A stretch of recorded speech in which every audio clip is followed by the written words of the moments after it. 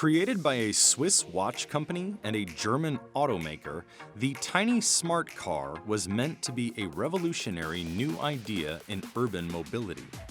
But more than 20 years after its creation, the smart car is struggling. Its parent, the massive German automaker Daimler, doesn't report Smart's finances, but analysts estimate the brand is losing hundreds of millions of dollars a year. Now, Smart has a new direction. It is going electric and partnering with Chinese automaker Geely. The hope is the deal will help Smart slash its onerous labor costs and give it exposure to the world's largest auto market. Industry watchers say it might be the best chance to save the Smart brand and let it live up to its potential.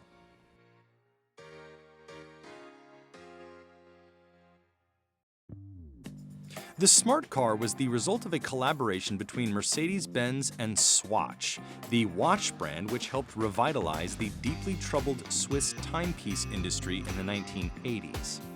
In 1989, Swatch founder Nicolas Hayek had an idea for a very small, very affordable, and highly efficient vehicle that was, in his words, big enough to hold two people and a case of beer. The car was meant to appeal to young, urban buyers and had features suggestive of the bright, colorful Swatch watches Hayek helped to make so famous. For example, the car was supposed to have swappable panels so drivers could customize its look. At first, Hayek tried to partner with Volkswagen, but that deal fell through. And then Hayek turned to Mercedes-Benz. Mercedes had been working on similar concepts for microcars since at least the 1970s. The first Smart model debuted in 1997 at the Frankfurt Auto Show, and production started in 1998. The company began selling cars later that year in 9 European countries. In 2008, a dealer group headed by mogul Roger Penske began selling the Smart car in the US, based on success the group had seen selling the car in Europe. The thinking was that at least some Americans would also want a fuel-efficient car at a relatively low price. We went back and we sell these vehicles today through United Auto Group in the UK. We're looking at the 4.2 as really a very, very strong residual vehicle. Fuel economy is one, but residual value and low cost of ownership and certainly urban friendly will make a huge difference in this product in this marketplace. It came at the right time. Fuel prices rose to record highs in 2008, and the Great Recession struck just as the first cars were making their way across the Atlantic. Think about the timing of this. The Smart debuted in the US in 2008. That was right about the time that fuel prices were about to go haywire. Also, it was right about the time that the economic downturn in the US. So the Smart at the time seemed like a very shrewd, very relevant new brand and vehicle introduction in the US. Penske became the sole distributor of the brand for several years before handing the business off to Daimler in 2011. Sales fell to 5,208 cars that year, down from 24,622 in 2008. There were larger industry trends working against the car. As the U.S. emerged from the recession and gas prices fell from record highs, U.S. consumers flocked to sport utility vehicles and crossovers to an unprecedented degree. Consumers are a lot more interested in crossover SUV type vehicles right now. And modern crossover SUVs have very, very little fuel economy difference compared to the comparable sedan vehicles. People really like the ease of getting in and out of a vehicle that sits up a little higher and has a higher roof. People really like having a hatch that is inherently more practical than a sedan. All smaller cars started to struggle in this new landscape.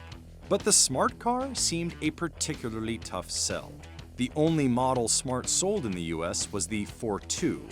As the name suggests, it had just 2 seats and very little in the way of trunk space.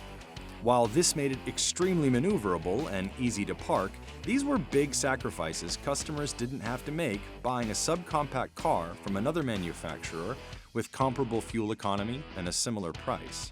The Smart was really pretty unsuited for the rest of the country. I mean, this is a car that cost about the same as other compact cars. In the end, the fuel economy ended up really not being much better, if at all, than other, larger four-door, five-seat compact cars. This was a pretty out-of-step product. It only had 2 seats. It was perceived by many to be unsafe just because of its small size. Never mind what the marketing told them. And the car was, underpowered. It had this terrible transmission. It simply required way too many sacrifices of the consumer from an American perspective, far too little benefit. In early 2019, Smart said it would pull out of the US after years of increasingly dismal sales. The brand sold just 1,276 units in the US in 2018, down from a mere 3,071 in 2017. Mercedes-Benz told CNBC it chose to pull the Smart brand from North America for a number of reasons, including a declining micro-car market in the US and Canada and high compliance costs for a low-volume model. The company will continue to provide warranty and service support for the Smart models sold in the US. In Europe, Smart cars have sold in far higher numbers, but it still has not been enough to make money for Daimler. The margins on small economy cars, even chic eco-friendly ones, are as thin as blades of grass. It's all about the sharing of technology, the sharing of the things that you see underneath, that you don't see normally underneath the bodywork, things like engines, gearboxes, platform architecture, and 90,000 units is not very much to drive that from, especially in the lowest price category of the entire industry.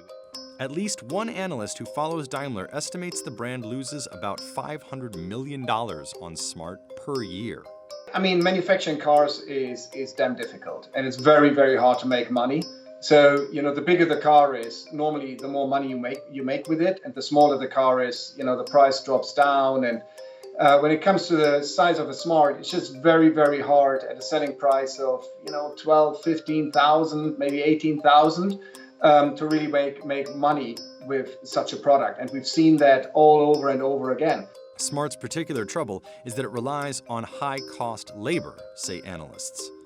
Up until 2019, all Smart cars were manufactured at a purpose-built factory called Smartville in Hambach, France, near the French-German border. What Smart does have in its favor is a strong brand message.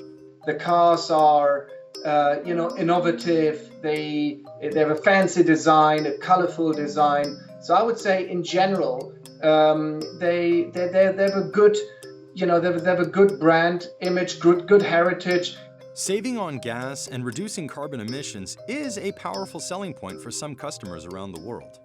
For example, in Daimler's home country of Germany, 1/3 of voters under the age of 30 voted for the Green Party in European elections in 2019. Europe always had much more focus on, on clean mobility. The rules are much stricter for fuel economy. In Europe, everything's much more CO2 based in Europe, and hence the vehicle fleet is also very, very different to the fleet in the US. And there is China, which developed what are regarded as perhaps the world's most ambitious plans to promote electric vehicle adoption around the world. Smart announced its 50-50 partnership with Geely in 2019. One of China's largest automakers, Geely already owns Swedish carmaker Volvo and has spun out Volvo's Polestar Performance sub-brand into a standalone nameplate for fully electric, high-end vehicles.